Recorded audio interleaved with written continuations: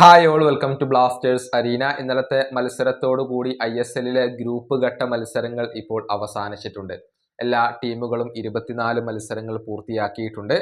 ഒന്നാം സ്ഥാനത്ത് ഫിനിഷ് ചെയ്തിട്ടുള്ളത് മറ്റാരുമല്ല, മോഹൻ ബഗാൻ തന്നെയാണ്. ഷീൽഡ് അവർ സ്വന്തമാക്കി കഴിഞ്ഞു.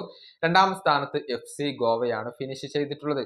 അതായത് ഈ രണ്ട് ടീമുകളും നേരിട്ട് സെമി ഫൈനലിന് ഇപ്പോൾ യോഗ്യത കരസ്ഥമാക്കിയിട്ടുണ്ട്. മൂന്നാം സ്ഥാനത്ത് നോർത്ത് ഈസ്റ്റ് യുണൈറ്റഡ്, നാലാം സ്ഥാനത്ത് ബംഗളൂരു FC, അഞ്ചാം സ്ഥാനത്ത് ജംഷഡ്പൂർ, ആറാം സ്ഥാനത്ത് മുംബൈ സിറ്റി. ഇങ്ങനെയാണ് വരുന്നത്.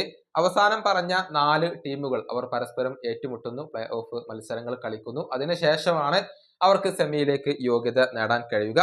ഏതായാലും ആ ഒരു നോക്കൌട്ട് മത്സരങ്ങൾ ഇപ്പോൾ ഫിക്സ്ചർ ആയിട്ടുണ്ട്. നോക്കൌട്ട് 1-ൽ ബംഗളൂരു FCയും മുംബൈ സിറ്റിയും തമ്മിലാണ് ഏറ്റുമുട്ടുക. നോക്കൌട്ട് 2-ൽ നോർത്ത് ഈസ്റ്റ് യുണൈറ്റഡും ജംഷഡ്പൂർ FCയും തമ്മിൽ ഏറ്റുമുട്ടും എന്നുള്ളതാണ്. ഇനി നോക്കൌട്ട് 2-ൽ ഏറ്റുമുട്ടുന്ന ഈ രണ്ട് ടീമുകളിൽ ആര് വിജയിക്കുന്നുവോ അവരായിരിക്കും സെമി ഫൈനൽ പോരാട്ടത്തിൽ മോഹൻ ബഗാന്റെ എതിരാളികൾ. അതായത് സെമിയിൽ ഒന്നുകിൽ നോർത്ത് ഈസ്റ്റ് യുണൈറ്റഡ് അതല്ലെങ്കിൽ ജംഷഡ്പൂർ, ഈ എതിരാളികളെ ആയിരിക്കും മോഹൻ ബഗാന് നേരിടേണ്ടി വരിക. അതേസമയം ബംഗളൂരു FCയും മുംബൈ സിറ്റിയും തമ്മിൽ ഒരു മത്സരം കളിക്കുന്നുണ്ട്.